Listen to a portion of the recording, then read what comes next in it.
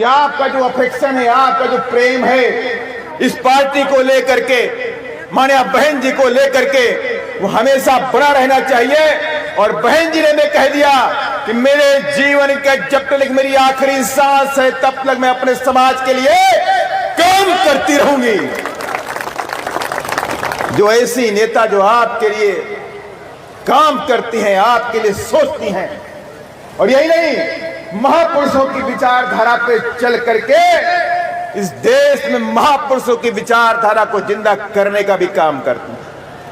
आप सबको याद होगा जब उत्तर प्रदेश में आदरणीय बहन जी 4 बार मुख्यमंत्री बनी, पहला काम क्या हुआ?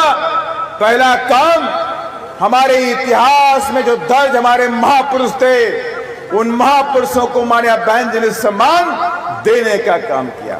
चाहे संत शिरोमणि रविदास जी हो, चाहे संत कबीर हो, चाहे संत गुरु नानक हो, तमाम संतों को माननीय बहन जी ने सम्मान देने का काम किया। और साथ ही आपने ये भी देखा, बाबा साहब डॉक्टर अम्बेडकर, बाबा साहब डॉक्टर अम्बेडकर का जन्म कहाँ हुआ? मध्य प्रदेश के महू में हुआ। उनकी कर्मस्थली क्या रही? उनकी कर्मस्थली मध्य प्रदेश के बाद उनकी कर्मस्थली महाराष्ट्र रही। लेकिन विश्व का सबसे बड़ा सम्मान कहीं मिला तो उत्तर प्रदेश के लखनऊ के अंदर मिला। साहब, उत्तर प्रदेश के अंदर माननीय बहन जी ने 500 एकड़ का अम्बेडकर पार्क बना करके पूरी दुनिया को दिखा दिया कि ये हमारे भगवान हैं, है कि नहीं है? बाबा साहब हमारे भगवान हैं कि नहीं है? और बीजेपी वाले क्या बोलते हैं? पार्लियामेंट में वहां के गृह मंत्री, माननीय गृह मंत्री जी बोलते हैं कि अम्बेडकर अम्बेडकर अम्बेडकर अम्बेडकर, आपने इतना बार अम्बेडकर बोल रहे हो, अगर आपने इतना भगवान का नाम ले लिया होता तो आपके साथ तो पुश्ते स्वर्ग में जाती। अरे अमित शाह जी, बाबा साहब डॉक्टर हमारे भगवान थे, भगवान है और भगवान रहेंगे। हम अपने बाबा साहब के सम्मान में कोई भी समझौता नहीं कर सकते। और याद से नहीं, जब माननीय कांसीराम साहब हम सबके बीच में थे, अटल बिहारी वाजपेयी जी बोल रहे थे कि हम संविधान की समीक्षा करेंगे। अमरोहा की रैली में बोला था और माननीय कांसीराम साहब ने उनको ललकारने का काम किया। कहा संविधान के सम्मान में बीएसपी, उनकी हालत खराब हो गई। दोबारा उनके मुंह से नहीं निकला कि हम संविधान की समीक्षा करेंगे। और आज आपकी बहना डंके की चोट पे कहती है कि संविधान के सम्मान में बीएसपी, और जब लगे बीएसपी है मेरे संविधान में खरोच भी नहीं आ सकती। जब लगे बीएसपी है मेरे संविधान में खरोच नहीं आ सकती। और बार बार बोलते हैं हम संविधान बदल देंगे, संविधान बदल देंगे। अरे खेल है क्या? खिलौना है क्या? तुम मेरे संविधान को बदल दोगे? अरे मुझ जैसे लाखों करोड़ों लोग कुर्बान हो जाएंगे लेकिन संविधान पे आंच नहीं आने देंगे। लड़ेंगे नहीं लड़ेंगे। संविधान की अगर बात आएगी तो कितने लोग जंगे मैदान में कूदेंगे? हर बच्चा, हर जवान, हर बुजुर्ग अपने संविधान की रक्षा करने के लिए जंगे मैदान में कूदेगा। और मैं आपसे कहना भी चाहता हूं, मैं प्रदेश के अंदर प्रभारी बन के करीब 4 साल हो गए, 5 साल हो गए। पिछली बार में चुनाव हो रहा था, मैं ही प्रभारी था। करीब 17 साल बाद हम यहाँ पर कैमूर में 2 सीटें जीत गए। एक सीट आपने देखा कि चयन करके जीत गए हम लोग, और दूसरी सीट सतीश पिंटू यादव जी के पिताजी विधायक जी, वो भी जीत गए।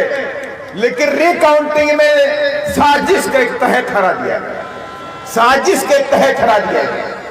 लेकिन हम बीएसपी के लोग हैं, चुन चुन के बदला लेना भी जानते हैं। जानते कि नहीं जानते हैं? जानते हैं ना?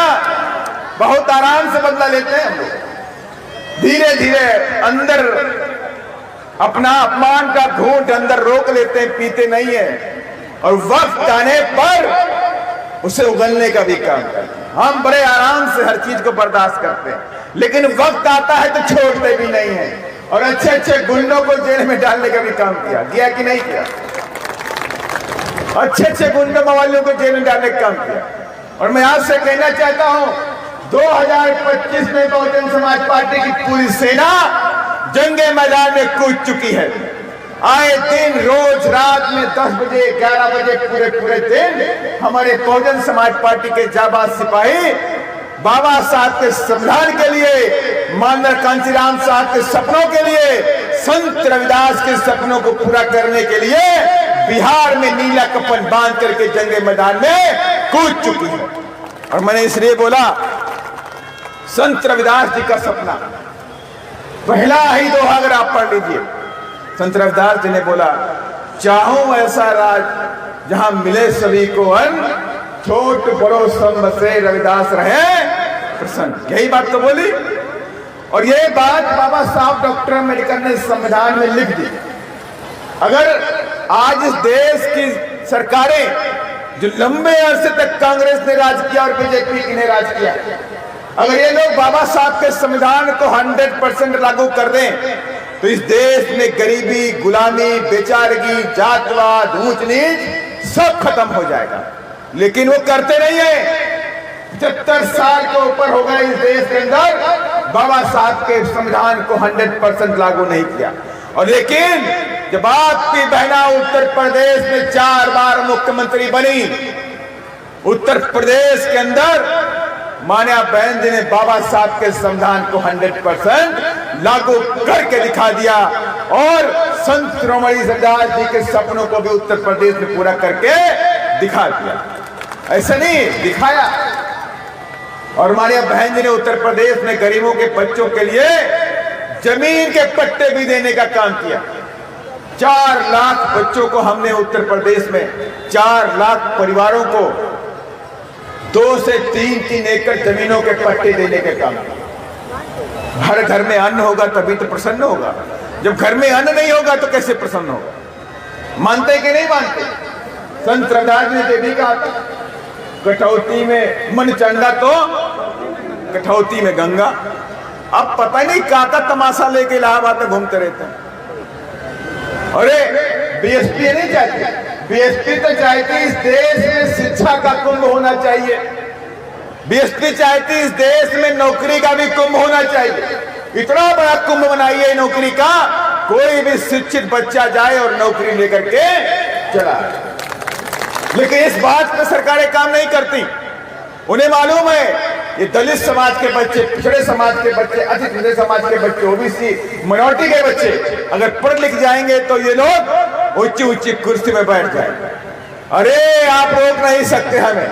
हम बाबा साहब के मानने वाले लोग हैं और बाबा साहब के उपदेशों पे चलने वाले लोग हैं, है कि नहीं है? सभी लोग बाबा साहब को मानते कि नहीं मानते? अभी कुछ लोग उठा नहीं रहे हाथ। मानते कि नहीं मानते?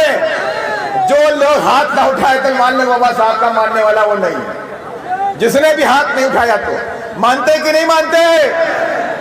अगर सब लोग बाबा साहब को मानते तो बाबा साहब की उस लाइन को भी मानते हैं, शिक्षित बनो, संघर्ष करो और संगठित रहो। ये 3 बातें बोली कि नहीं बोली बाबा साहब?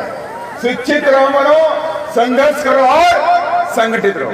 बाबा साहब जानते थे कि हमारे जो लोग हैं इनके पास जमीनें नहीं है, 5000 सालों से गुलाम बने हैं।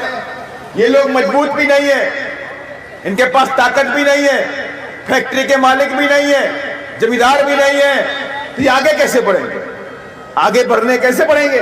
तो इसीलिए बाबा साहब ने उपदेश दिया हमको कि मेरे बच्चे शिक्षित बन जाना। कुछ भी हो जाए शिक्षा को ग्रहण कर लेना। 2 वक्त की रोटी है तो 1 वक्त की रोटी खाना, लेकिन अपने बच्चों को शिक्षित जरूर कर लेना। और ये भी कहा शिक्षा वो शेरनी का दूध है जो पिएगा वो दहाड़ेगा। ये बात बाबा साहब ने कही, हमने गांठ बांध ली और पूरे देश के अंदर हमने शिक्षा को अपना अगला हथियार बनाया। और शिक्षा के दम पर आज पूरे देश में दलित समाज डॉक्टर बन गया, इंजीनियर भी बन गया, आईएएस बन गया, एसपी बन गया, वकील बन गया और हम जैसे लोग नेता भी मानिया बहन जी ने बना दिया। हम जैसे लोगों को मानिया बहन जी ने अपना आशीर्वाद देकर के सांसद बना करके पार्लियामेंट में बैठा दिया।